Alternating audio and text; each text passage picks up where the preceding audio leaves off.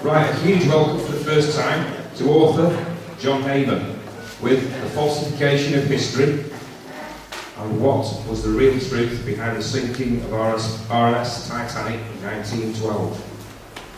Taking us back 100 years to the famous Titanic disaster, which hit an iceberg and sank, right? Well, maybe it did. But John covers inconsistencies with the official tale. Dear me, not that one again.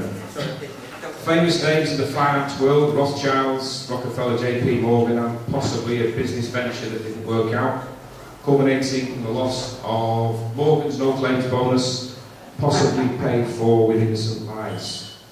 And an official story that stubbornly sticks to the unfortunate accident theory, case closed. But how well does it stand up to independent scrutiny? Let's find out. Please welcome John Heyman.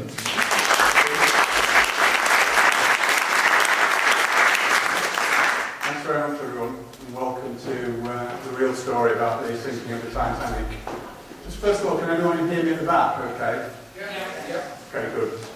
Right, what I'm going to tell you tonight is quite a complex little tale, or quite a complex large tale. So what I've tried to do, I've put together a PowerPoint presentation that hopefully tries to simplify it. You must bear in mind that there are 2 or even 3 strands running concurrently through the whole story. And of necessity, I do tend to skip from one to the other and back again. And I try to make it make sense, but please bear with me if there's bits that you don't follow, because like I said, it is quite complex, but it does all come together at the end. So hopefully bear with me. And the other thing to bear in mind is that I'm not a professional speaker. I'm a writer and author, so if you're all expecting Ian R. Crane, then you might as well get your money back now. I'll do my best. Okay, so off we go. We all know what that ship is, and we've had it thrusted as almost from being this high. This story has been part of our folklore for as long as anybody can remember and live in memory. So we all know what that ship is, or do we? That's actually not the Titanic. It's identical twin sister, the Olympic.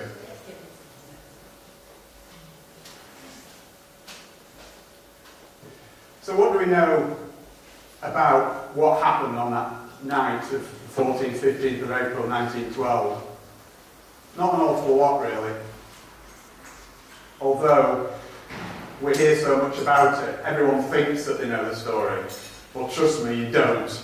And this is what we're coming to now. We know for sure that a very large ship sank in the early hours of the 15th of April. And we know that there were more than 1,500 lives lost, and that 700 survivors were rescued by another ship, the Carpathia. But once you said that, you said everything. Everything else is really up for question, seriously. And I'm going to show you how that is the case. So let's start by having a fresh look at some of the facts. Moving swiftly onwards. Yeah, so to come up with the story that I've come up with, obviously it wasn't all my work, but there's a lot of my own research gone into this, and a lot of the stuff in there is stuff that is unique to me. So where did I get it from? Well, this is where I got my information from. I looked at the transcripts of both inquiries. There were 2 inquiries about the Titanic disaster. One was the American inquiry, one was the British. Looked at both of those. I looked at Howland and Wolff public records. Howland and Wolff was the shipyard that built the ships. Okay, various other sources, libraries, internet, blah, blah, blah. And the one thing that really struck me about it all was that there were so many unanswered questions and anomalies with the official story that made me just think that, hang on a minute, let's have a closer look at this. So what does the official story consist of? It's basically all those things. Can we all read that at the back? Is it large enough? Yeah, okay. So at the risk of just standing here reading the slides, it's basically all propaganda from the White Star Line. Dozens and dozens of eyewitness accounts, hardly any of which agree with each other. Contemporary newspaper reports, which I'm sure some of you are aware of this phenomenon. Whenever there's a disaster that's not as it appears, the first reports that come out you never see them again, a lot of them, because they change the official story as time goes on, and some of the reports contradict the new official story, so you never get that. So by looking back at old newspaper reports, I've actually found a lot of stuff that's never mentioned and absolutely conflicts with the official story. Okay? So the inquiries were generally regarded as a whitewash. Okay? And the conclusions that they came to were so obviously incorrect as to be mind-blowing. There was also a British and US government cover-up, which again, as we go on, I'll talk more about that. And one of the things that has been responsible for the apocryphal tale about the Titanic, one of the major things that's been responsible for it, is a book, which some of you may have read, and a film, which some of you may have seen, and it was this one. Let me just click on there. It's called A Night to Remember. It was written by a guy called Walter Lord. And Walter Lord, just for a bit of background on him, he was an ex-CIA agent. Now, the first thing that interested me was what on earth is an ex-CIA agent doing writing a story about a shipping disaster 40 years previously. And the conclusion that I came to on that was for the same reason that the CIA get involved in anything and everything, and that is to cover it up and obscure the truth. So the Titanic myth that we all know and love so well is a result of that book and that film. And trust me, 80% of it is utter hogwash. Right, so let's just set the scene a little bit.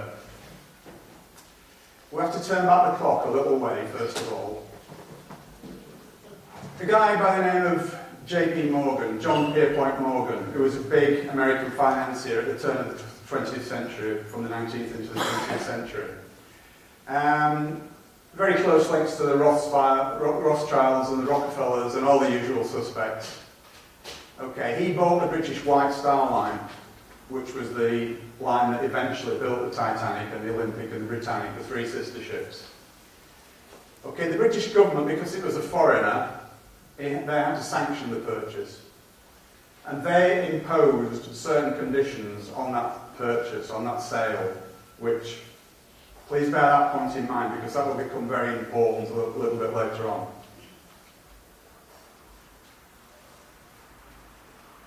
Okay, there's Mr. Morgan himself. What a nice man.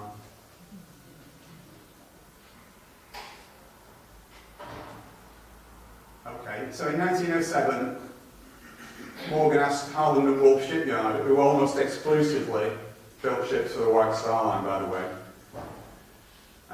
to build a new class of luxury liners, and he was going to call that the Olympic class. And work started, as it says there, in 1907 at Harland and Wolff Shipyard in Belfast. And it was going to be three ships. Firstly, the Olympic, closely followed by the Titanic and the Britannic, which came a little bit later. And these were going to be the largest moving objects that had ever been built at that time. Olympic and Titanic would be virtually identical, but significantly there were some differences. And again, we'll come on to that a little bit later as the story develops. Okay, so in 1910, this is where we swap over onto another little thread, which you're going to have to bear in mind as well as we go through it. In 1910, in what appears at first sight to be a totally unrelated incident, 7 extremely high-powered American financiers met in total secret at a place called Jekyll Island, which is off the coast of Georgia in the USA. Okay? They were the representatives of those powerful financial organisations, J.P. Morgan himself, and as I said before, the Rothschilds and the Rockefellers. Okay? It was all done in absolute secrecy, and this is documented, and the documentation is available, so this is not my speculation. No surnames were used at all. And their plan was to introduce something into the American economy called the Federal Reserve Bank. Now, I guess most people have heard of the Federal Reserve Bank. Is there anyone who doesn't know and wants me to explain what the Federal Reserve Bank is? Don't be shy. Okay, We all know what the Federal Reserve Bank is. But just in case someone's too shy to put hands up, I'll just give you a brief picture of what the Federal Reserve Bank is. Think of it as the American version of the Bank of England. Okay, so it's the American central bank that has the responsibility for the issuance and creation of money.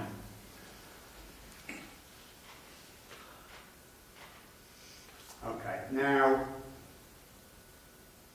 the reason for the secrecy was that there was some powerful opposition to this plan.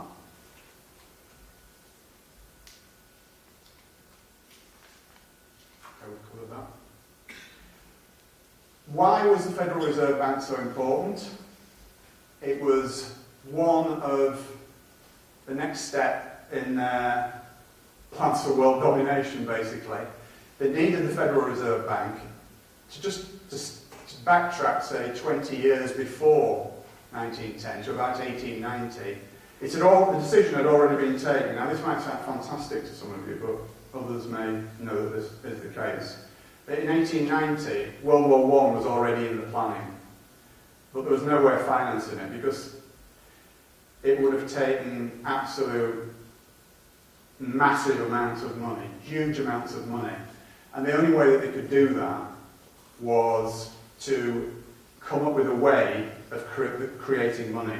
And the way that they decided to do that was by introducing the Federal Reserve Bank, which was basically going to usurp from the American government the ability to create and introduce money into the economy.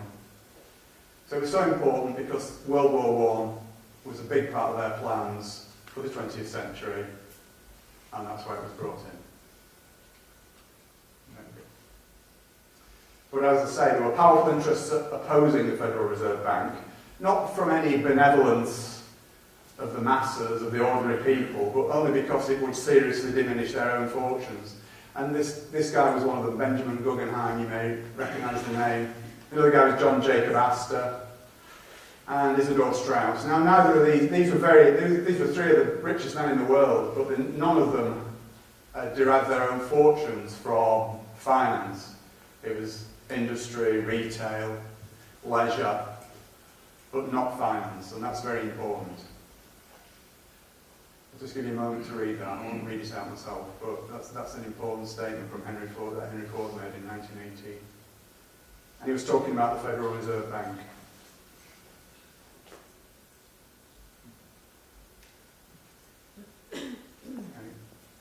And a little bit more recently, a gentleman by the name of Benjamin Fulford, who some of you may have heard of, came out with that statement, which is what we're talking about tonight, basically. Part of what we're talking about tonight. Okay, so why were these powerful guys opposed to the Federal Reserve? Because, as I said, they knew that the Federal Reserve would undermine their own personal fortunes because they weren't going to be involved in it, basically. So it wasn't through any benevolence that they were opposing it.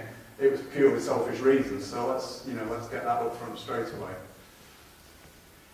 The reason that it would impact on their own personal fortunes was because when you introduce a way of creating money into the system that is not done by the government and it's done by private interests, every note that comes into circulation, and this is true of our country today even, has a portion of interest attached to it, which is owed to the bankers, right? So the Bank of England produces money, and it's not the government that asks the Bank of England to do it. The Bank of England does it as a private corporation, and the government has to pay interest to the Bank of England, believe it or not. And that is the reason for the national debt, nothing else. So any other BS that the government comes out with for the national debt is nonsense. I'll tell you right up front, right now, it's because of the way the Bank of England operates.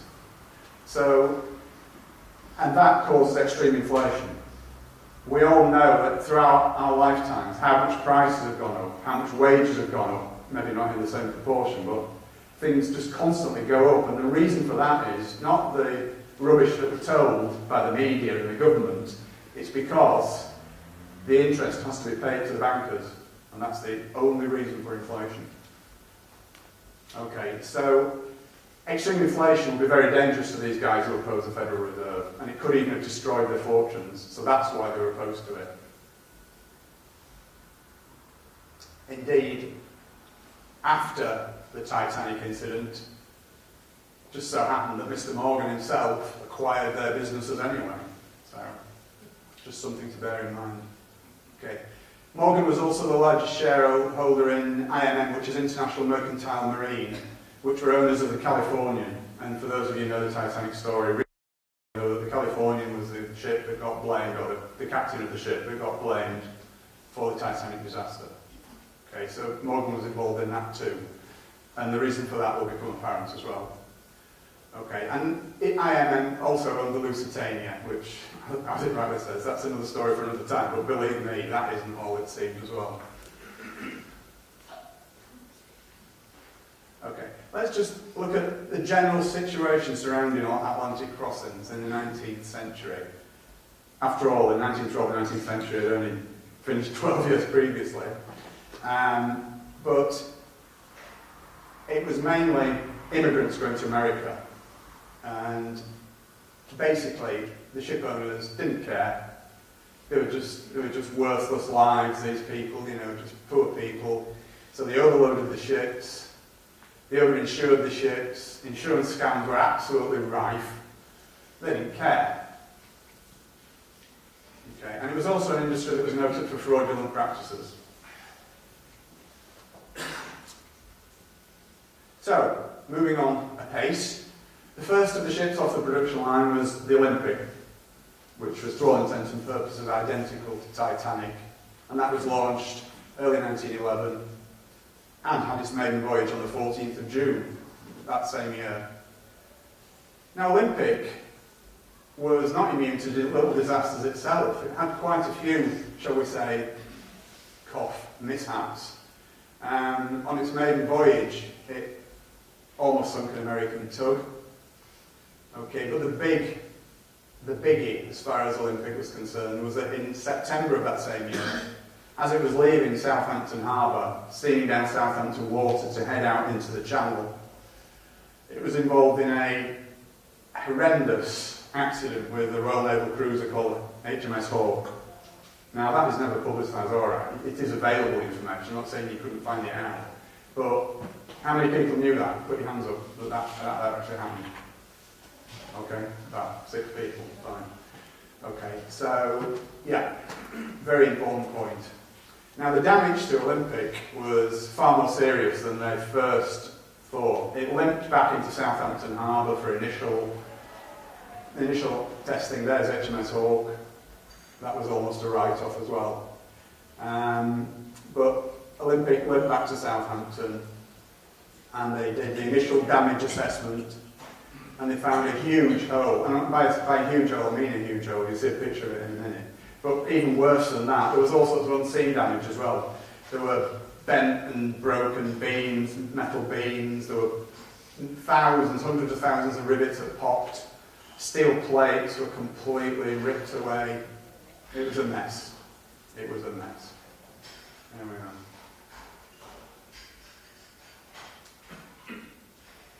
And that was the main bit of the damage, but it stretched. It had an impact down almost 1/3 of the ship.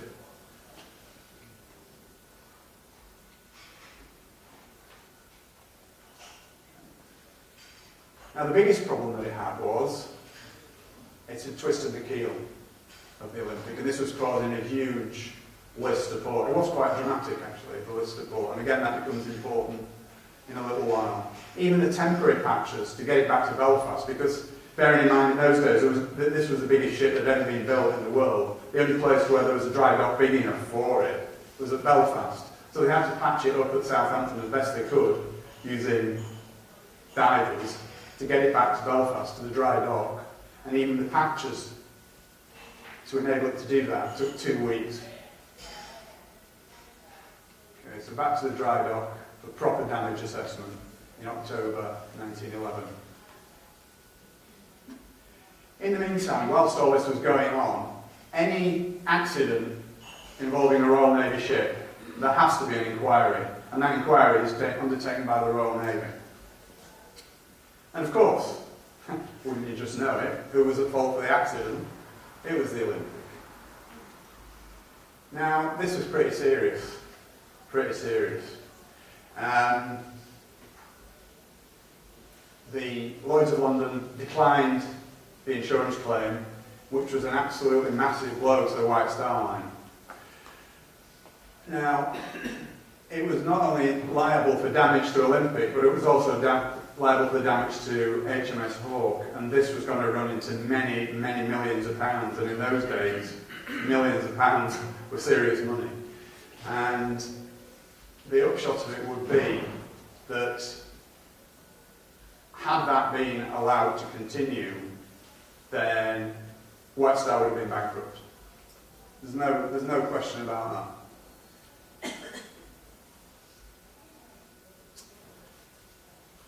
I believe that the conclusion that the White Star Line came to was that the Olympic was absolutely irreparable because of the twisted keel, mainly. I don't know any of you seafaring people, but the twisted keel on a ship is pretty serious.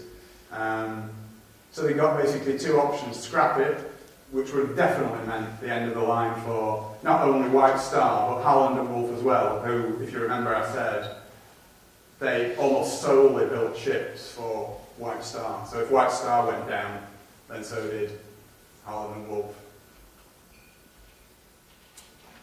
Obviously they went for the patch-up option. I think they were just buying time, to be honest, see what could happen. So they patched it up, and that took 7 weeks. So bear in mind that 7 weeks out of commission, it was a lot longer than 7 weeks if you take the time before it, from after the collision until the 7 weeks began, and then add the 7 weeks onto the end of that. It's a lot of time for a ship of that magnitude to be out of service.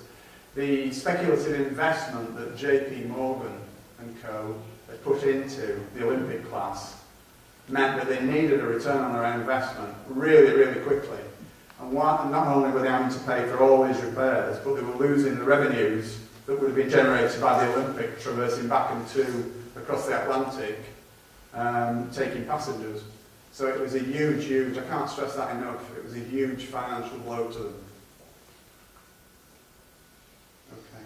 Now we know that steel struts were put in place to brace the keel, and I will return to that towards the end of the presentation. So just bear that one in mind as well.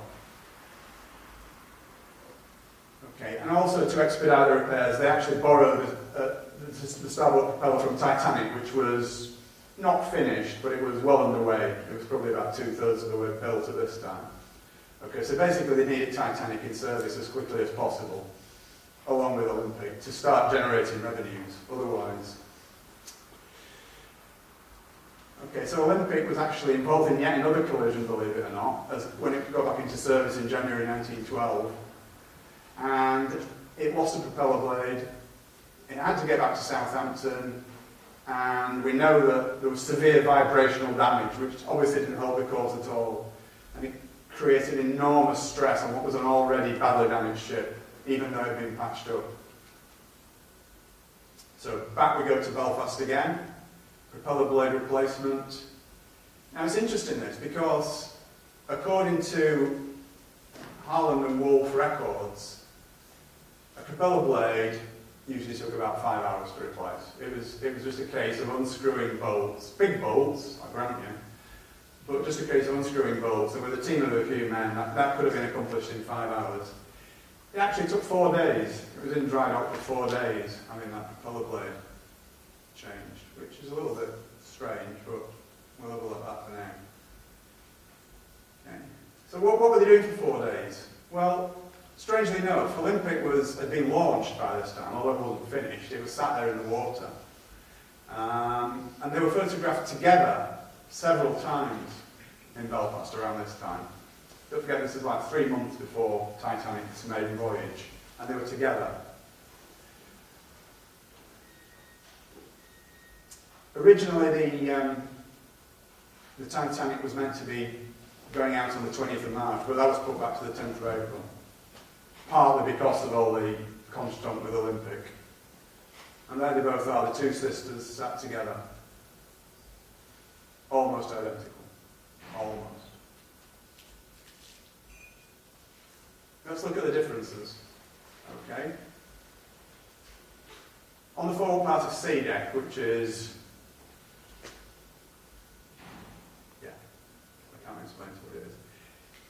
Olympic had 16 portholes, unevenly spaced, and Titanic only had 14. So if you see pictures of the two together, it's easy to tell which one's which. Okay. And on the after part of E-deck, Olympics was open, and they decided to enclose Titanic, for whatever reason, best known to themselves. Okay, so did they switch them? Well, let's have a look. I think they decided to switch them, with a view, you probably guessed by now, with a view to sinking what had been the Olympic to claim the insurance money. Okay, and that, I think that decision was taken shortly after Titanic had been launched. Okay. It wasn't as that big a job. In those days of non-mass communications, there weren't hundreds of photographs, there weren't TV programmes about them, there weren't news broadcasts about them. It would have been quite simple to do. They took a hand-picked group over one weekend, and there is apocryphal evidence for this, that there are urban legends existing amongst the White Star, amongst the Harland and Wolff, the descendants of the Harland and Wolff workers from that time, that said that they'd been passed down from grandfather to father to son, that this had gone on. And that was bribery and threats to families, that if anybody said what was really happening in that shipyard over that weekend, then they'd probably never work again, and that could have been a death sentence in those days. No such thing as social security. Never work again. And as I say, it would have been a reasonably simple procedure. Okay, only minor changes. They put carpets down in Titanic, which they never planned to do, and the reason they did that, I think, was to cover the scratched lino from what had been originally Olympic. They need to change the nameplates, they need to change the life belts, they need to change the lifeboats. And there's Titanic when it was launched with the 14 portholes on sea deck. And there's Titanic on its maiden voyage with 16 portholes. Draw your own conclusions from that. Okay. So what other evidence do we have? Okay. There are photos showing 16 portholes, one of which you've just seen by magic. Olympic was open to the public prior to its maiden voyage, and incidentally, does anyone not find it strange, all the fuss and hoo-ha there was over Titanic's maiden voyage?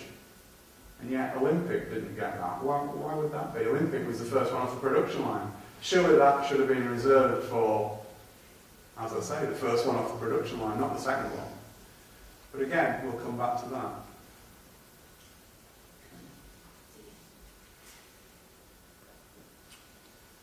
Another little piece of evidence for a switch was that a guy called Lawrence Beasley, who was a second-class passenger, he reported a list of port throughout the voyage. He was a survivor, obviously, and he mentioned it to the crew or to anybody who'd listened, but of course it was ignored.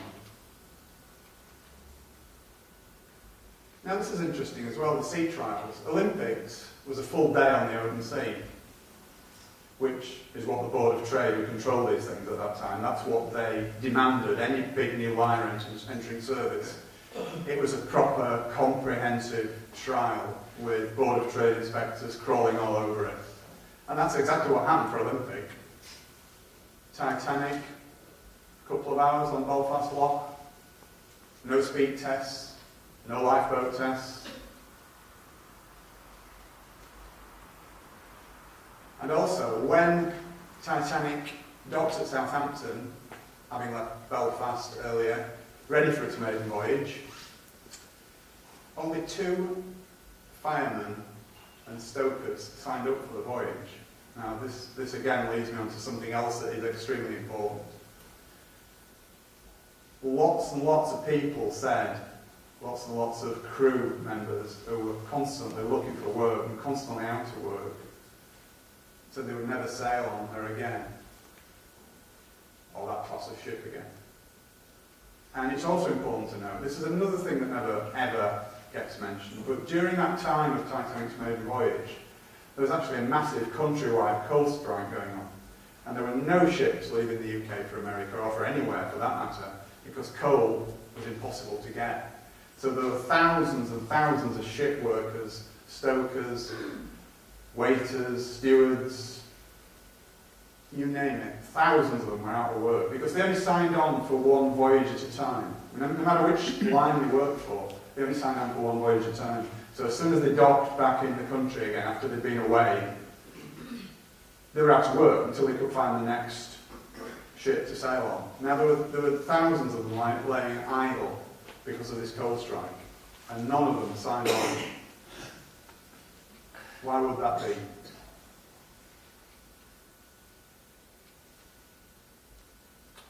So just to recap a little bit, why would they make a switch? I'm making a serious allegation here. Why would they make a switch? Well, as it says, Olympic was virtually worthless. It was uninsurable. Damage beyond economic repair, I believe. White Star Line and Harland and Wolff would have been bankrupted. So did Mr. Morgan, forever with an eye for the main chance, look at it as an opportunity to kill two birds with one stone? Because now this leads us back to the other thread, which is the Federal Reserve again. We have the opponents of the Federal Reserve, Messrs. Guggenheim, Astor and Strauss. It would have been far too dangerous to just bump them off in separate accidents. It would have just been so obvious. Who would suspect that in the aftermath of a shipping disaster of that magnitude that these people have been murdered? If they were murdered, of course. So, back to JP Morgan's kill two birds with one stone. Not only was he going to sink the Olympic, disguised as the Titanic, and claim his insurance money, he was also going to get rid of these guys who could have made life very, very difficult for him and his oppos and their plans for world domination. Okay. Let's take a little look at Edward Smith, the captain of Titanic, who had also been the captain of Olympic on its maiden voyage as well. And he switched to Titanic for its maiden voyage. Captain Smith is generally regarded as being a hero. In all the apocryphal tales that you read about Titanic, Captain Smith, the hero that went down with his ship. He was actually, he had an appalling safety record. He was generally known as a braggart and a show-off, and he used to take great delight in throwing these huge liners around as though they were ducks in a bath, basically. He had more than several serious accidents in his career. I'll just highlight a few. You know, 3 in the Olympic for a kick-off. The Republic, the Germanic, the Coptic, the Majestic. The crew were killed, and that was well covered up, actually, that one. So again, I dug that out, but I only had one source for that. There's no other mention of it anywhere, the fact that crew were killed in the Majestic's accident. So he was not the guy that he's portrayed to be, shall we say. Okay, so I believe what happened was, Bruce Ismay, who was the owner of White Star Line, no, he wasn't the owner, I beg your pardon, he was the managing director of the White Star Line. He was brought into Ismay's confidence, and Ismay used his record, his appalling track record, as a lever, and virtually twisted Smith's arm to carry out this conspiracy that they'd all planned. Okay. They were told that the Californian would be standing by. This is the ship of whose captain actually got the blame for the Titanic disaster from the 2 inquiries. Okay, and basically he had to comply, but in doing so he insisted on choosing his own crew. And again, this is something that's quite interesting because it's a known documented fact, and this hasn't been covered up, this is quite true. The fact that just before the Titanic's maiden voyage, all the senior officers were swapped around. They brought in a new one and all the others went down a notch, which they weren't very happy about. But that did actually happen. Smith chose his own crew for that. There you go. Pecking order of his existing officers was affected. Now, there are several puzzling facts about this. Again, as I've already alluded to, despite the coal strike that was going on, they still had difficulty finding crew. What did these people know, these thousands out of work? There was all sorts of rumours going around amongst the crew members of all the different ships. That there's not always well with Titanic. Chief Officer Wilde, who was the guy immediately below Captain Smith in the pecking order, he actually wrote a letter to his sister just before Titanic embarked from Southampton. And in that letter he said, "I still don't like this ship. Still don't like this ship." It was the first time he'd been on it, allegedly. Olympics maiden voyage had been absolutely fully subscribed. Titanic was just over half full.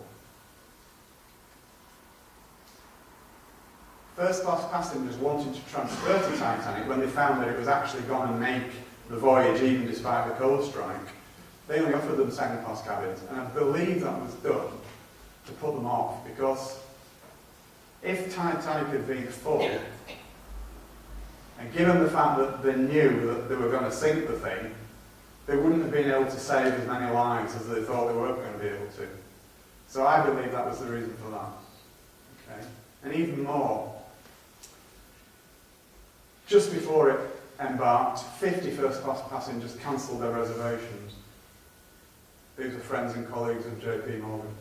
This is all documented. J.P. Morgan just didn't turn up. He was supposed to be on the maiden voyage. He wasn't on it. And he actually rang from France and ordered some priceless bronzes that he was going to transport back to his home in America, and had them removed from the ship at the last minute. He said that he was ill. That's why he couldn't make the voyage. But he was seen 2 days later, in perfect health, at a French seaside resort with his mistress.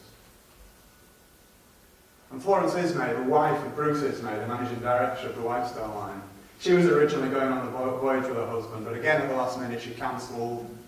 She said that she was ill, but she was seen later that week in Ireland with her family on a touring holiday.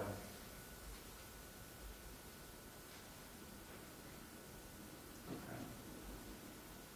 So what do we know about the Californian? We all know that the Californian was the ship that never came to Titanic's rescue and got the blame for the disaster. Yeah? Is everybody aware of that fact?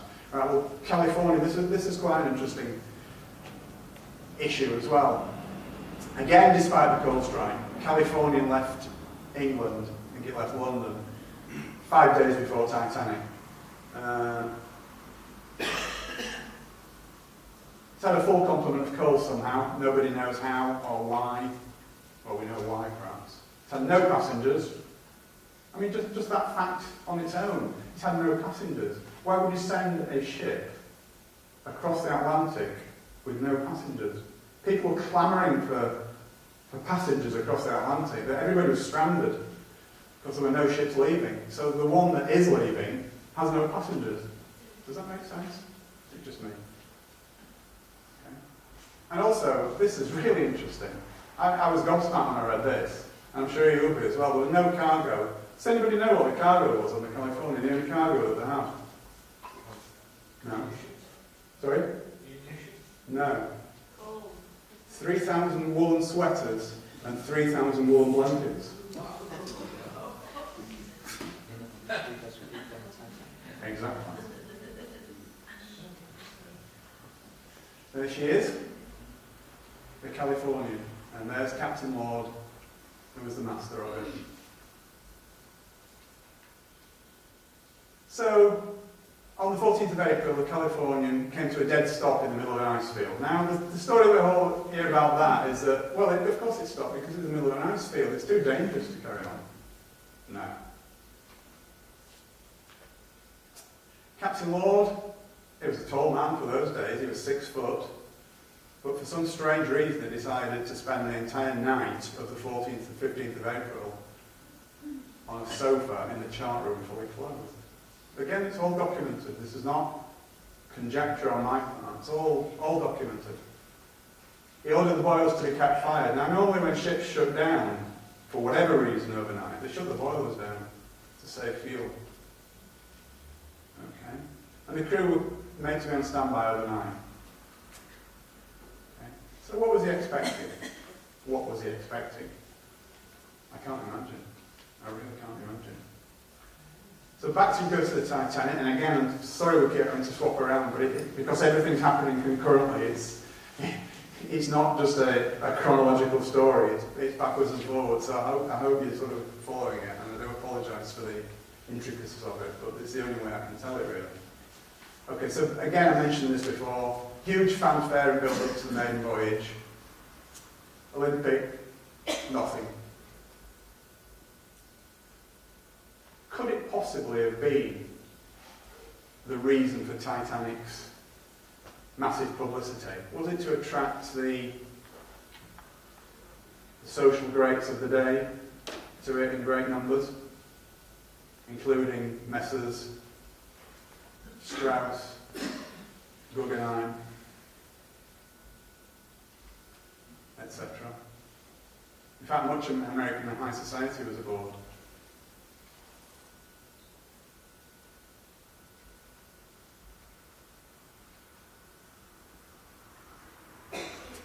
Okay, so let's move on now to Titanic, the maiden voyage. She set off from Southampton on the 10th of April. She called it Cherbourg in France, and then she called it Queenstown Island, which is now called Cove, by the way. And then set off across the Atlantic. And late on the evening of the 14th of April, we know that the Titanic received 6 messages from the Californian, 3 of which were warnings of icebergs, which is fair enough, but 3 were personally addressed to Captain Smith from Captain Lord. Now, we never found out what it actually said in those messages, but I would love to. I really would. And one of the things that so we do know what it said in one of them. It was a precise location of where California had stopped for the night. And why would it do that? Why can we just think about that with the benefit of hindsight, if you like, on what we now know about what was going on? Why would he tell him exactly where California had stopped for the night? What was the point of that? We weren't even part of the same shipping line. Okay. It's also a documented fact that Captain Smith delayed turning the Titanic west on the southern track. There were different tracks going across the Atlantic for different times of year, mainly to avoid icebergs. But he delayed it for 10 miles, which actually put Titanic directly into the ice field. Was that a coincidence? I don't. But again, this is something that did come out. This is something that is prevalent in stories like this. We know that for a fact that the radio operators were busy with passenger messages, so they weren't really taking an awful lot of notice of other ships and their wireless traffic at all. So everything was concerned with getting the first class passengers messages to their family and friends in America who were probably waiting for them at the quayside. Okay, so according to them, they didn't receive the Californians' last messages. So again, draw your own conclusions. Now, we know that there are several other ships in that ice field in exactly that same region that night. And they were all travelling at full speed, so why was the Californian stopped? It stopped and closed down for the night. And we're told, as I said before, that this is because you cannot run at full speed through an ice field. But that is just hogwash, and I'll come on to that a little bit later. This was Titanic's route from Queenstown across to New York. You can just see the edge of the ice field there. It doesn't show it very well on the slide, but it's there. And it's just there where Smith turned into the ice field. And that's where the accident took place. If it was an accident.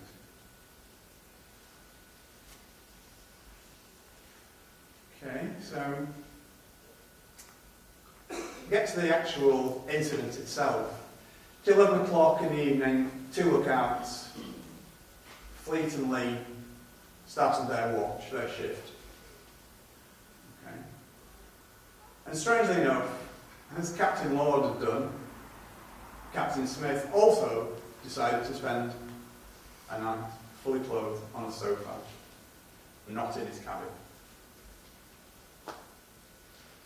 1:35 PM, the iceberg was sighted and a warning was sent to the bridge. and the helmsman was ordered to port around it. Which, incidentally, doesn't mean turn to port, it means turn to starboard. It's a bizarre thing, but it actually means you turn to starboard, which is the right, and you port around something. It means that the rear end swings out like that. Sorry, nobody can see my arm, I do apologise, but it swings round it like that. So that's called porting around it. Okay, now that would have been fine. That would have worked perfectly. They would have missed the iceberg, completely missed the iceberg, apart from the fact that somebody reversed the engines, which guaranteed a collision. Because the speed Titanic was going at, porting around it would have taken it, at full speed, would have taken it a wide berth around the iceberg and past it.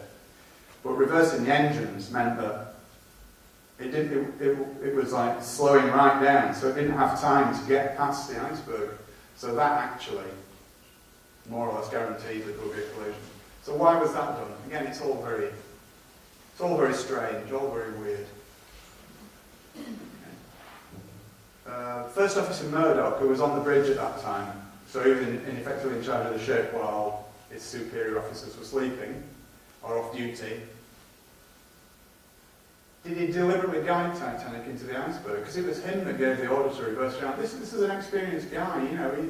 He wasn't a rookie. He'd been around a bit. He'd been on the ships for 20 years. He knew what he was about. You don't get to become first officer of a huge liner like that without knowing, you know, what's right and what's wrong when you're issuing instructions to helmsmen.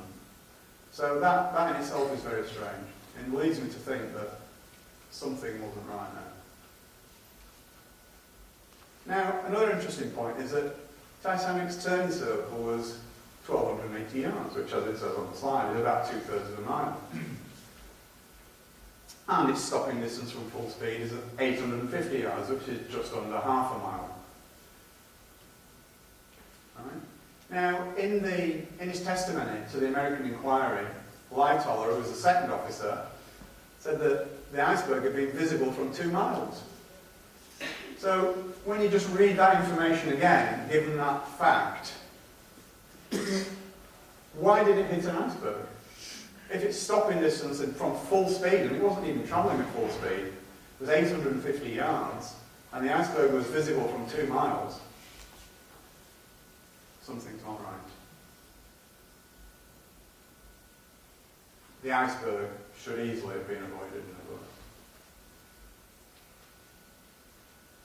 The other aspect of this is that there were, despite what you may believe or think, there were only actually 6 eyewitnesses to the alleged iceberg collision. Only 4 of whom survived, and all these were working class. And what I mean by that is they were the ordinary seamen. Right? No passengers witnessed it. They were ordinary seamen aboard the Titanic. The 2 officers that witnessed it, well, we'll see what became of them in a short while.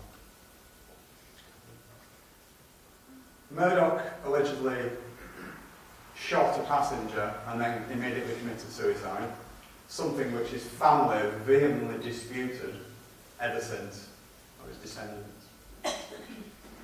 6th Officer Moody allegedly drowned, which just left Quartermaster Oliver, who stated at both inquiries, "I saw nothing," even though he was on the bridge. The helmsman, Hitchens, who was immediately transferred to a job as harbour master in Cape Town upon landing in New York. Lookout Frederick Fleet and Lookout Reginald Lee were the only 2 who actually gave any evidence at all at the inquiries. Any or all of those could easily have been coerced and bribed, in much the same way that the Harland and Wolff shipworkers were. Just a simple expedient of threatening them with loss of livelihood. It would have been a piece of cake. Okay, another strange anomaly. After the iceberg hit, or Titanic hit the iceberg, which we prefer, Captain Smith ordered Titanic half speed ahead for 5 minutes. Why would he do that? The thing is taking water. Was he trying to get closer to the Californian? Then as soon as they spotted a ship on the horizon, immediately he closed the engines down. Very confusing. So what we'll do now is I'll just do this little recap and I think it's time for a break. Okay, so now we have a ship standing dead in the water, Californian, sorry, Olympic, Titanic. A rescue ship standing by, which we believe to be the Californian. We have messages sent from California stating its position, for whatever reason. Smith can see a stationary ship on the horizon, and he assumes it's the Californian, and therefore everything is going to plan. And I think we'll leave it there on a little break.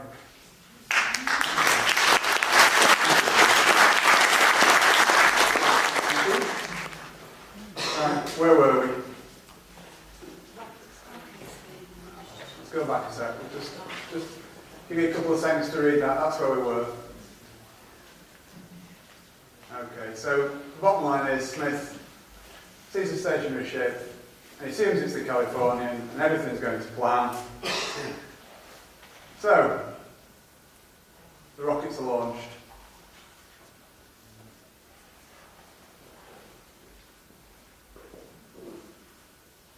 Okay, so Titanic starts sending out its signal rockets around midnight. The signals were seen by the Californian's crew, but only white ones, and that's significant because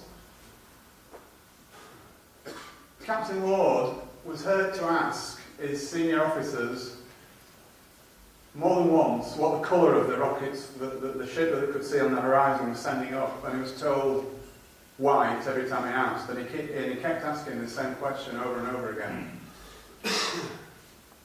Was he expecting red or blue? Because Titanic actually sent red, white and blue signals up. So Lord actually did nothing because he kept being told that it was white signals only. So that begs the question really, were these white only rockets, were they from another ship?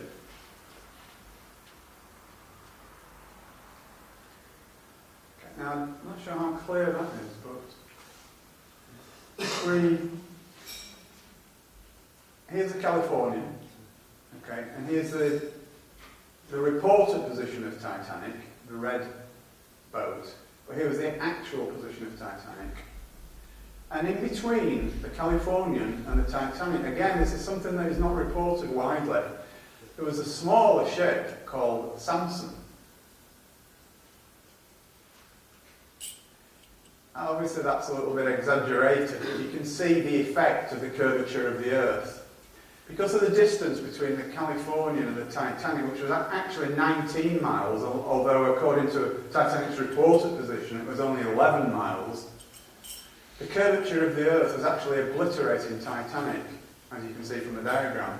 However, Samson, significantly, was visible. Now, the Samson, what was all that about? I hear you ask. Right, well, the Samson was actually an illegal seal fishing boat. And it was discovered much later, after the event, that it was actually in that vicinity sending up white rocket signals only. Now, why was it sending up white rocket signals? Rather a strange thing to do if it wasn't in distress. But as a seal fishing boat, it was actually culling the seals from all the ice flows around in the ice field. And it was recalling its small rowboats that it sent out to the various little icebergs, growlers and ice flows that were around there. And it was calling them back in. And to do that, it was sending up white rocket signals. And how do we know that this was the case? Well, first of all, the captain admitted it after the event, long after the event. And he also said that he'd seen coloured rockets from the other direction In other words, in the direction from where Titanic was. So I believe what happened was that Californian actually saw the white rockets. Lord was privy to the information that Titanic's distress signals are going to be red, white and blue, and so he did nothing with the white signals. But those white signals have since been interpreted as coming from Titanic, which is incorrect. Obviously the captain of the Samson never came forward because what he was doing was highly illegal. Titanic sent up 22 multicoloured rockets, and according to Captain Lord, they only ever saw white ones. So this is quite an interesting conjecture. Did Titanic even hit an iceberg at all? I mean, on the surface of that just sounds such a ridiculous question, doesn't it? It just brings everything that you've ever known about the situation into question, and it just seems impossible at first glance. But there were only 4, as I said, working class witnesses, for want of a better description. And one of those, Fleet, the lookout, he completely refused to answer questions. Oliver saw nothing at all.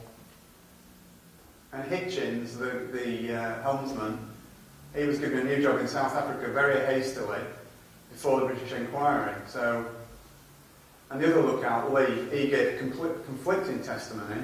So in other words, what he said at the American inquiry and what he said at the British inquiry were 2 contradictory things. But then there's another interesting incident, which again is never covered in the apocryphal story, and this concerns something that was referred to in contemporary reports as the yellow funnel steamer. Okay. In the aftermath of the alleged collision with the iceberg, there was a yellow funnel steamer spotted by several, not eyewitnesses to the accident, but several people who came onto the deck of Titanic, stated to newspaper reporters in New York that they'd seen a yellow funnel steamer disappearing off into the distance. And also, there was a lifeboat floating nearby when the Carpathia picked up the survivors. It was definitely not from Titanic because it was a different colour and a different design. And furthermore, all the ice on the deck, I mean, again, there's lots and lots of eyewitnesses reports about the deck being covered with large chunks of ice.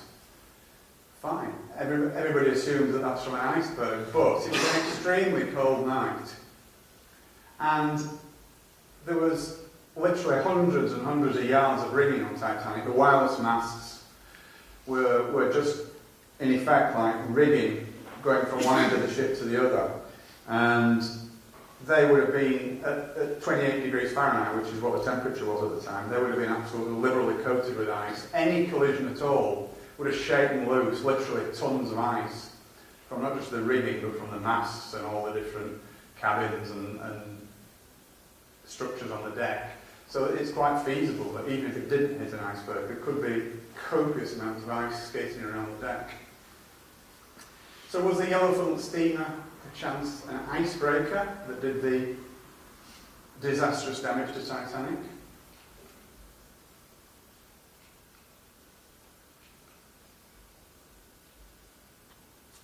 Okay, apologies for the skipping around a bit here, but it's necessary because there's so many things going on at the same time, and it's difficult to do it as a chronological story, if you like.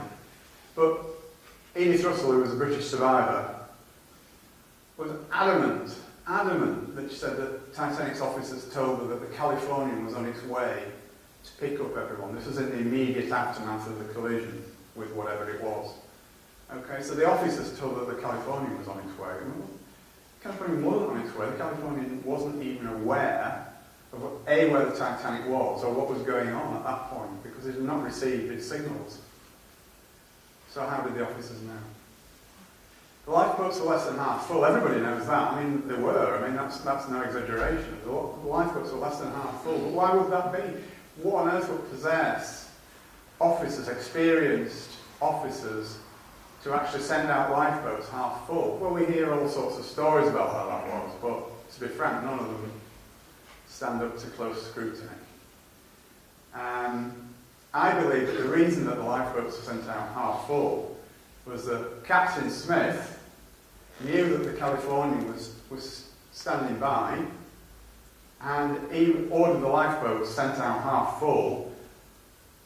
He thought the Californian was closing on the Titanic, so the lifeboats were sent out with the intention of bringing them back again to ferry everybody else off as well. So it was an expedient at that time. Get as many people on board as you can on these lifeboats. Doesn't matter if they're not all full, because they'll be coming back very soon, because the Californian is steaming towards us, closing the gap, so it doesn't really matter. Meanwhile, Lord was still waiting for his coloured rockets, and the Californian was just sat there doing nothing. And eventually, it actually dawned on Smith and the rest of the senior crew that the Californian wasn't coming, and by that time it was too late. Okay, around 5:30 in the morning, Lord actually discovered that the Titanic had sunk. They'd actually kicked the wireless back into action again, because the California's wireless had shut down at midnight. Don't ask me why, I don't know. It doesn't make sense, but it did. They got the wireless back on again at this time, and he found to his horror that the Titanic had already sunk. And he set off towards them at that point, but it was too far away to do anything. And at that same time, Carpathia was just actually reaching the lifeboats from Titanic that were all, by this time, tied together and floating along, being rowed along in convoy. Okay. All the lifeboat passengers were taken aboard Carpathia and given medical aid. Bruce Ismay, the managing director of the White Star Line, who you remember was on board the ship for the maiden voyage, but his wife wasn't. He was allegedly in complete and utter shock, distress. He was taken to the doctor's cabin and sedated, but that's contradicted by the fact that at around that time he also sent 3 messages around 10 minutes apart to the White Star officers in New York. So again, a strange anomaly. And once they arrived in New York, all the crew were immediately subpoenaed to attend the official inquiry, which was to take place the following week. Sorry about this. Skip some of it. That's an interesting photograph, actually. It's nothing to do with the conspiracy at all, but it's just that's the first Titanic lifeboat arriving at the Carpathia. Somebody on the Carpathia took that picture, which is a very poignant.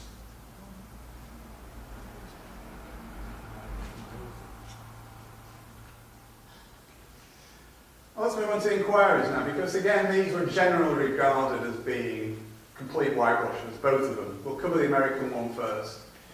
Incredibly, the witnesses that were called were restricted to only answering questions that they were asked without elaboration. So if they were asked a question, did such and such happen, they were allowed to say yes or no, but they weren't allowed to elaborate on that. Seems rather strange to me. Lightoller, the second officer, very evasive, almost as though he was working to a script.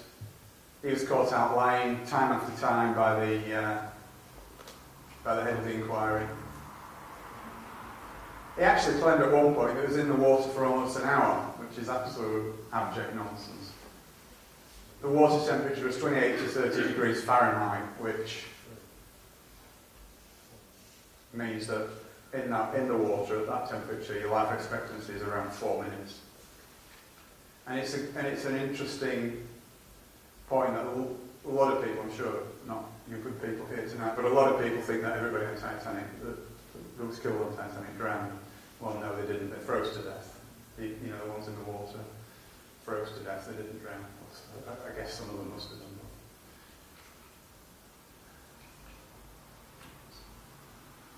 that. Lightoller referred to the inquiry as a complete farce, and he wasn't wrong. Stacks and stacks of contradictory evidence. I've got loads of examples, but there's far too much to cover in an event like this without boring and all silly. Okay, Fleet, again, he was very intransigent, he refused to answer questions. When you read the transcript, it looks to me like he was told to say nothing, and he did his best to try and say nothing, but he was coerced by the guys who were cross-examining him. around as a result of that, because he was just an ordinary guy. He wasn't very eloquent. He became very angry and agitated. And it was obvious that he was covering something up when you read the transcripts. Okay, and this is an important point as well. At the American inquiry, they actually brought in 2 or 3, I can't remember which, but there was 2 or 3 experienced sea captains asked the questions, and they all said that an iceberg of the size that allegedly collided with Titanic can be seen 3 to 5 miles away on moonless nights. And also, significantly, it's normal procedure to maintain full speed because of that fact. So why was California stopped? It really does beg the question.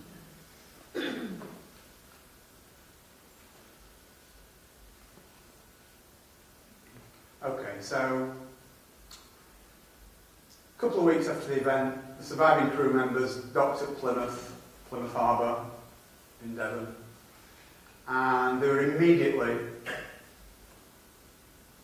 held against their will. They were kept in a holding pen, for want of a better word, overnight. There were 165, from memory, 168 perhaps, and they were all held against their will overnight, which is obviously illegal.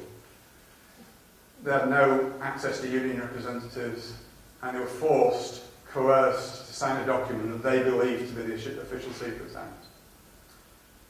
I think it's more than likely that they were threatened and bribed with the same old thing: speak anything about what happened on that night and you'll never work again.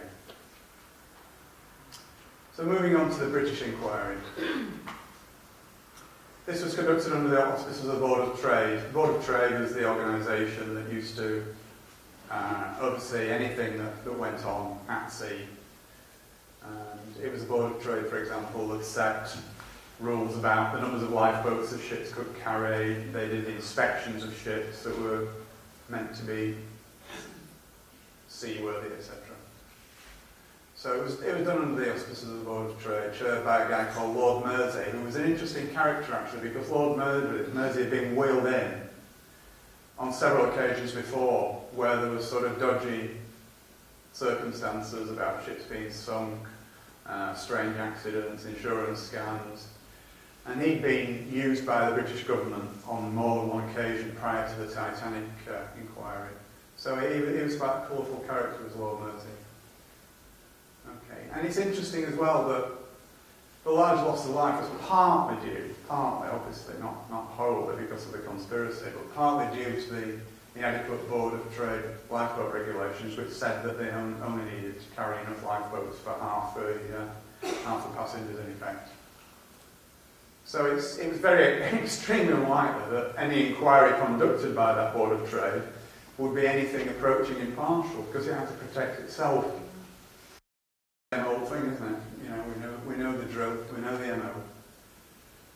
And it was at the drill hall in London where the acoustics were so poor that neither spectators or press could accurately follow proceedings, so they couldn't really understand what was going on. And again, I believe it was all part of the same whitewash. Both inquiries, in fact, were regarded as a whitewash at the time. If you read contemporary newspaper reports, even the newspapers of the time were very pro-establishment, with making statements like whitewash and things like that. So, and interesting as well, Harold Sanderson, who was one of the directors of the White Star Line at the time, under his cross-examination, he referred to the Titanic as the Olympic all the time. On at least 12 occasions I counted in his testimony, he called the Titanic the Olympic, which might be just an accident. But and there's Lord Mersey, a pillar of the establishment, and that's an actual photograph of the inquiry at the drill hall at the time. Okay, so yeah, it was a whitewash. The British inquiry found that Captain Smith wasn't to blame. The lookouts weren't to blame. The design and construction of Titanic wasn't to blame. The officers and crew of Titanic weren't to blame. The White Star Line wasn't to blame. It was Captain Lord's fault. Obvious, really, isn't it? So poor old Lord was the scapegoat. Although I'm sure he was in on the plot, it was a bit rich to actually pin the entire blame on him. And unfortunately, that's what history has done. History tells us that Captain Lord was the villain of the piece. Okay, Mersey deliberately steered the evidence that way. Anything that was said that pushed the blame in any other direction, he shouted it down, he changed the subject, he moved them on. Yeah, ignored or shouted down any other version.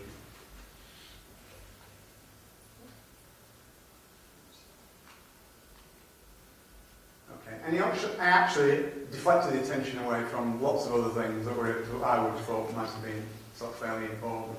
Things like Titanic's bulkheads should have been at least one deck higher. That would have probably saved the ship. And the fact that the Board of Trade, if you remember right at the beginning of the presentation, I told you about the sea trials. They signed the Titanic off after about an hour and 40 minutes of sea trial on Belfast Lock.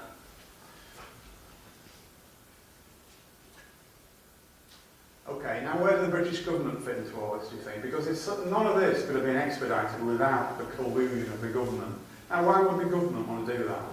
What would be the motive for the government to do something like that? Okay, let's have a look at that.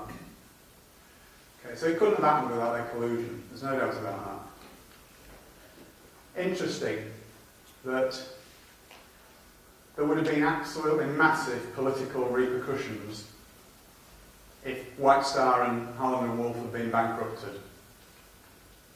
For a start, there would have been 25 to 30,000 people out of work in Belfast at the shipyard.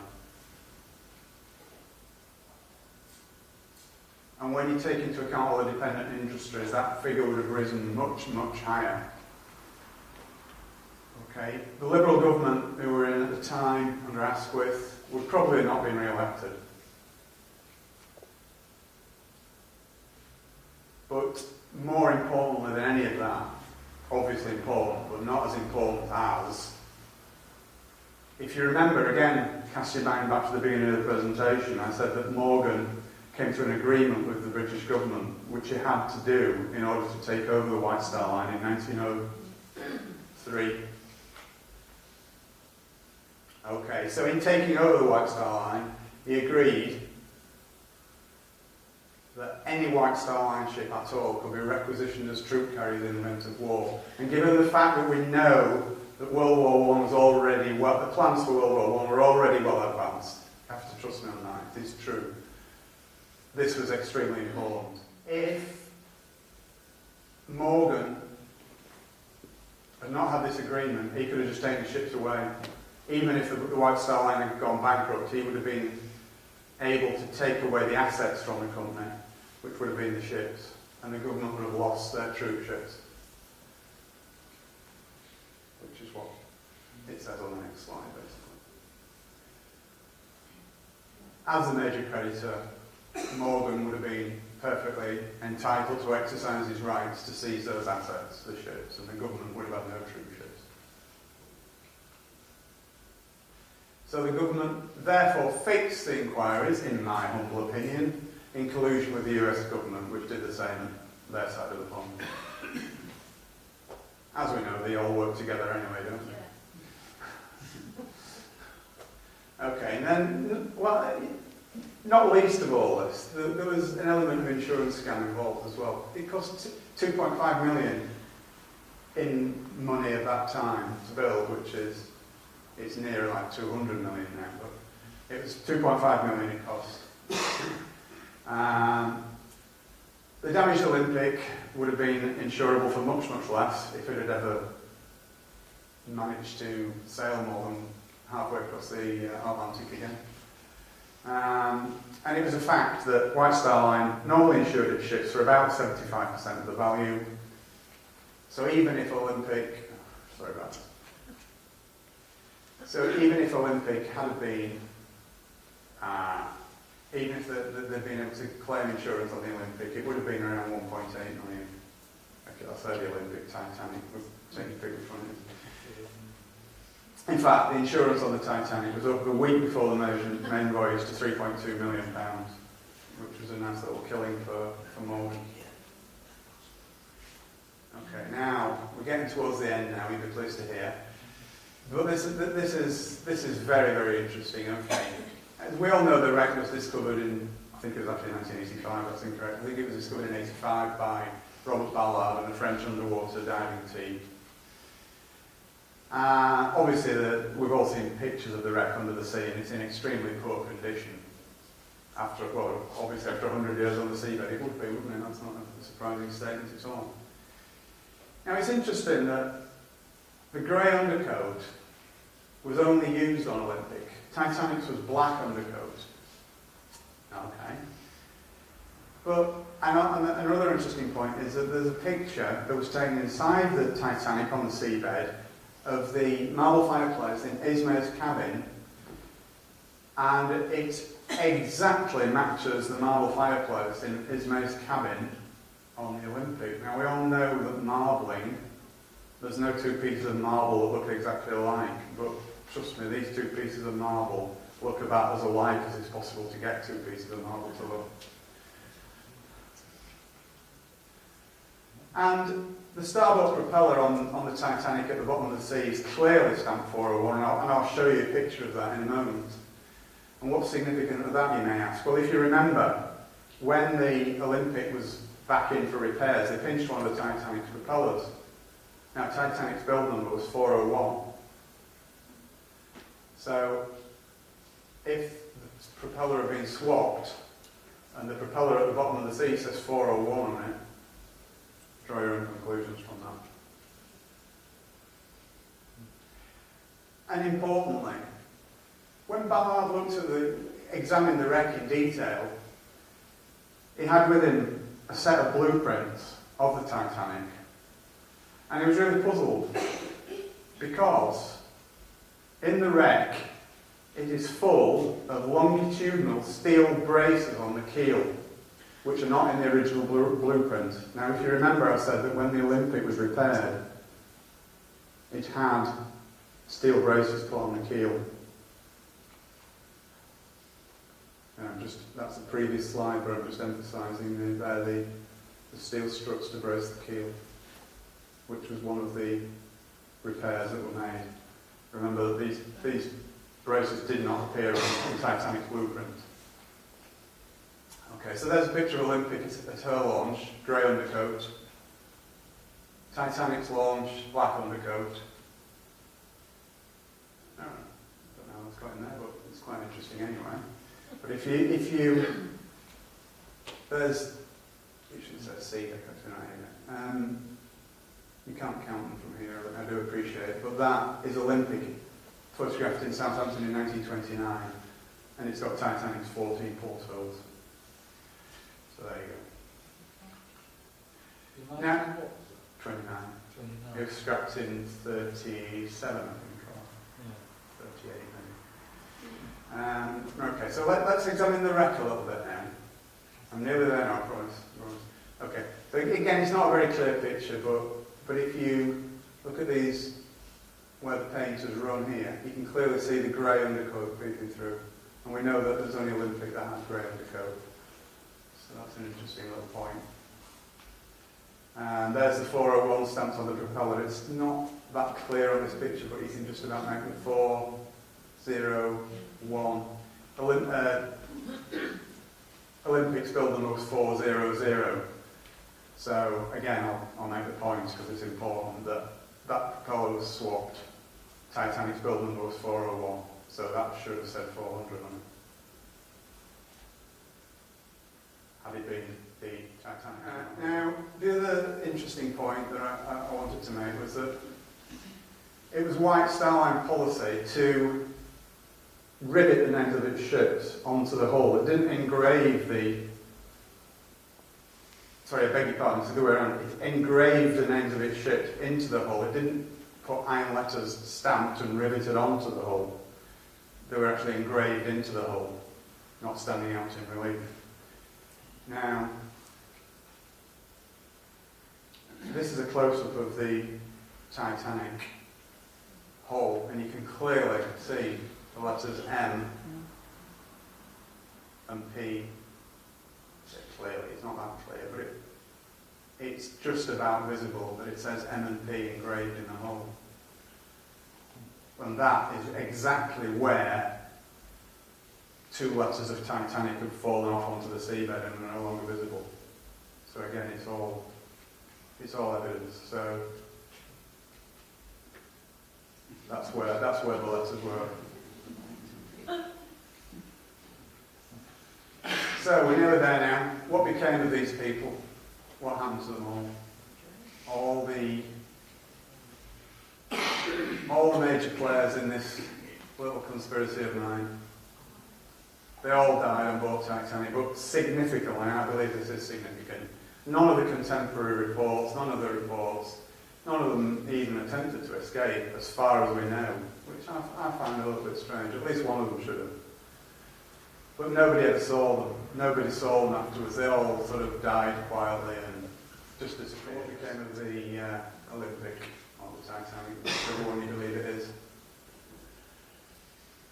It successfully plied its trade across the Atlantic for another 25 years or so. What happened to the insurance claim?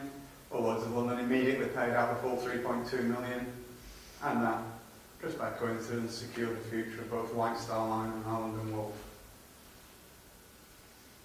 And also what became of the plans for the setting up of the huge scam that was the Federal Reserve Bank. Well, the Federal Reserve Bill was passed without serious opposition. You'll all be absolutely gobsmacked to hear. On the 23rd of December 1913, when 9/10 of Congress had gone home for the Christmas holidays, it was introduced early that afternoon, and it was about that thick apparently. So no one had time to even read it, let alone digest its implications. Okay. And as I sort of mentioned earlier on, it's the beginning of the American national debt, just like the British national debt began with the Bank of England in 1694. The American national debt started in 1913 and currently stands at 16 trillion. Now, trillion is a million millions for the purpose of this. They're just mind-boggling numbers, and it'll never be paid back ever. It's impossible. So basically, we're all in debt, or they are in debt, and their descendants as far into the future as you can possibly imagine forever, and that debt is increasing. And more importantly, the Federal Reserve Bank enabled the bankers to fund World War I, which is what they've been aiming on doing for the previous 20 years. Obviously World War I started the following year. So, that's it.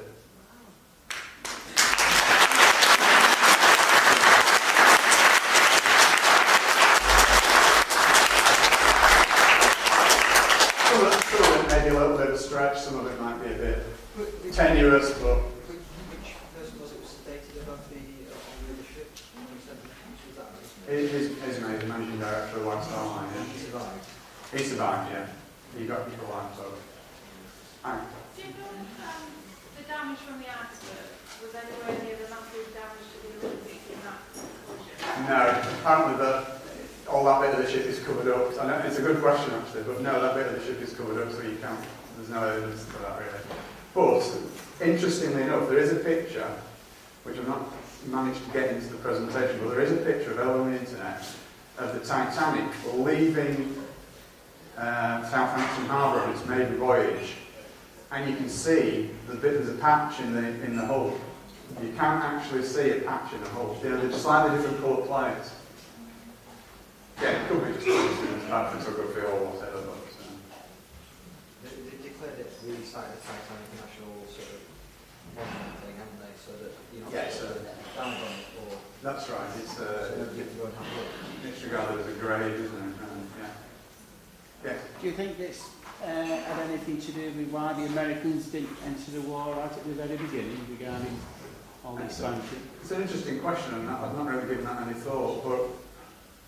Seems funny, it's like 2 or 3 years after the First World War started. Yeah, but don't forget that even though it was in America, the Federal Reserve, I mean, these people transcend all countries. They're not just Americans. These people, if you follow the pyramids to the very top, they don't have any countries at all. It's just a free-for-all across all nations. You know, you could argue that all nations have only been created anyway to create an illusion that we live under, that things are as they are. But these people know no country boundaries. The countries don't matter to them at all. So I wouldn't attach to them. So people that can question the fact that powers that be would massacre thousands of people just to get part of their globalist plan. Yeah. You have to look at 9/11, 7/7, exactly the same scenario. So they just treat it as cattle. Absolutely, they don't care. But interestingly, to go back to the time period when this happened, chivalry was dictated that it was women and children first. Yes. And yet Ismay got off, and the industrialists that could have put a stop to the Federal Reserve were left behind. Yes, exactly. Yeah. I mean, Ismay lived in shame for the rest of his life over what he did, because he actually he got into a lifeboat against orders from the crew, because obviously he knows the managing director of the White Star Line. It was the crew that were in charge, basically. He had to do what they said, because, you know, when they're at sea, they were his boss, not the other way around. And they actually said, no, you can't go in. And he just got in. And he lived in shame for the rest of his life, and he died in the late 1920s, I think it was. But he immediately resigned from the White Star Line as soon as he got back to England. And his name was very black for the rest of his life. Points to the fact that they were probably killed on board, rather than get the chance that they might have done cowardly and got on board like his himself. Yeah, absolutely, yeah, because they would have thought and said about saving themselves, would they? Yeah, I see the point you're making. Yeah. Can I ask, you know, the seatbelt that you said, the Samson, that was in the way, so Yes. the ship didn't see the flags from the Titanic? Was Yes. that put there on purpose? I don't think so, no. I think that was just... all that planning there, as an idiot got in the way. Exactly, yeah, I think it's just one of those things that happen, isn't it? That just seems so silly to have gone to all those lengths, and Yeah. then somebody just got in the way.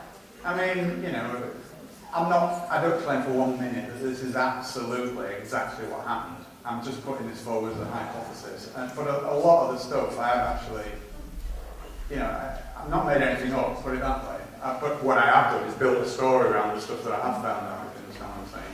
So I'm not saying that my story is absolutely 100% correct, but what I am saying is everything that I've researched and found out is 100% So there been correct. someone else on the boat that's got rid of Sorry, just move over here, I can't see for that one. the three Astor, Strauss and Guggenheimer. What happened to them, do you think? Do you reckon there's something- I think they were murdered. I absolutely think they were murdered, and the ship sinking was just a cover for them. How did they get them on the boat? Did somebody give them the tickets? Because that's a bit of a coincidence. No, because this is what I was saying about the maiden voyage of Titanic. It was made out to be this great thing, and anybody who is anybody is going to be on there, you know. Right. So that's why it was all hyped up to get people like that. They probably had an invite, but I think they paid for their own passages. I'm pretty sure they did. Yeah. Do you reckon there's somebody with an agent was on there that... I would say it's absolutely almost certain. Yeah. Yeah. See, it's interesting when you read the thing at the back of the book about all the people who are on board, Yeah. how fruitless some of these lives were when you consider that when they did all the survivors, it was all Lord such and such a person and manservant all the way down. Oh yeah. And yet you get probably 70% of them were not even working class, were they? That's right. Yeah, no, very, very few working class people actually survived. You know, it was very top heavy towards first class, Yeah. and second class a little bit more, but third class, but not as much as first. You know what I mean? Hi. Can you just enlarge a couple of sentences on your comment that they were planning the First World War? Yes. 1890. It's a very big picture. I mean, the Titanic incident is just one tiny little jigsaw puzzle in a massive, massive picture. Okay. Were they planning a war, any war, or was it going to be between England and Germany? It was going to be between England and Germany because Germany, it was regarded in elite circles, shall we say, that Germany was getting too big for its boots. Right? Germany was taking trade markets away from the British and the American corporations, which ruled the world then just as much as they do now. So Germany needed to be taught a lesson. So they had to find some trumped-up charge to nail Germany. So that was all going on. But they needed more than anything. They needed the finance, and the way that the final nail in the final piece in the jigsaw puzzle of World War I was the Federal Reserve scam, because within months they generated enough money because they could just print it to actually carry that out. But they've been wanting that all along. And the whole history of the 20th century I find extremely interesting, because although all the stuff happened that you hear about, it certainly wasn't for the reasons that you hear about. World War I was designed to end as it did so that World War II could happen, and which is exactly what happened, because at the end of World War I, Germany had such horrific reparations to pay. They didn't finish paying it till 2009, by the way. Did you know that? World War I reparations. That they knew it would cause extreme austerity in Germany and extreme, shall we say, the big extreme parties such as the Nazis that would come to power, and they actually funded, it was Americans that funded the Nazis anyway, because it was all part of the same master plan. They don't leave anything to chance, these people. I know it sounds fantastic to anybody who's not come across these ideas before, but I've been researching this stuff for like 10 years or more, and that's what I do. I don't have a job. I'm a full-time researcher and author now, and honestly, when you scratch just a little bit below the surface, the world is not at all like you imagine it to be. Not at all. Well, So, my dad said to me before 1972 that wars didn't take place the way they're presented, they were organised. why do you say before 1972? He died when he said, Oh, I beg your pardon. Sorry.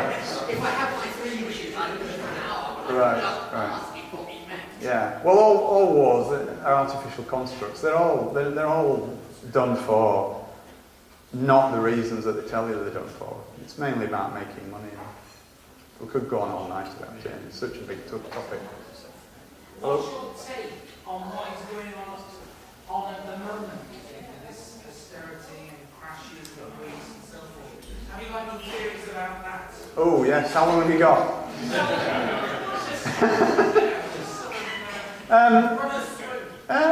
Well, again, it's only my view. I wouldn't suggest to speak for everyone, but it's all part of the same thing. It's about control of populations.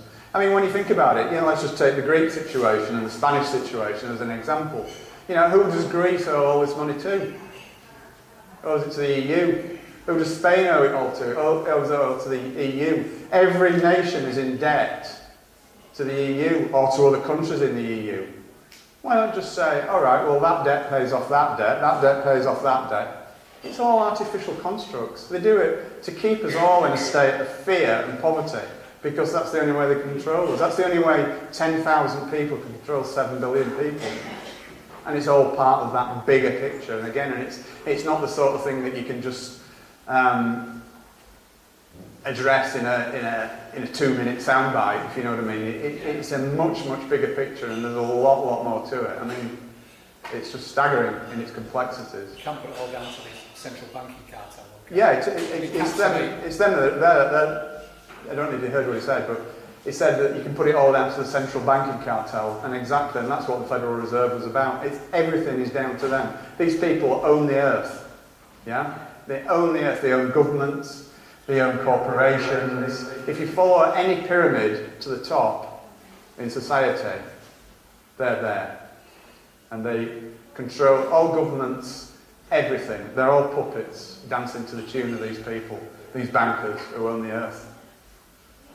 I know it's a difficult concept to get your head around if you've never sort of encountered anything like that before, but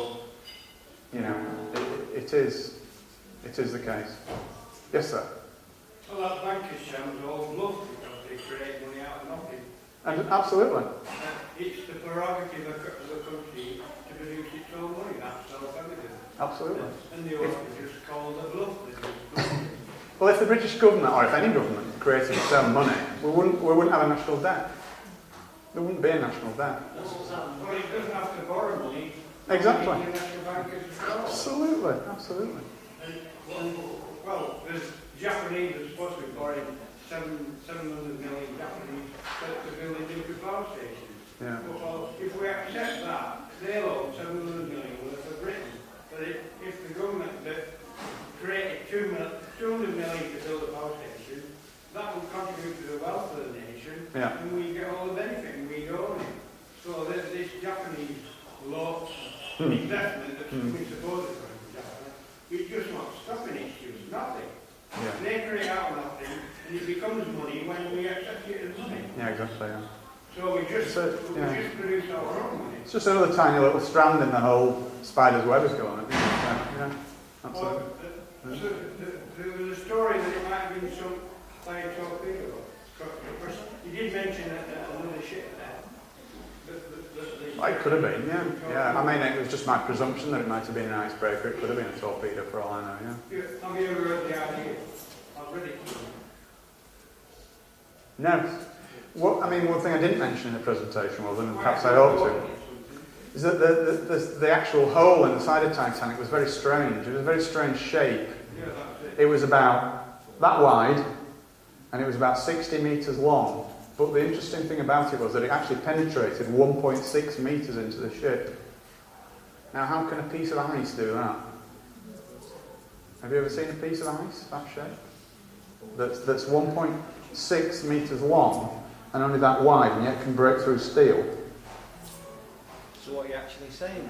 Well, I'm saying I don't think it was ice that did it. So what do you think it actually I think it was an icebreaker.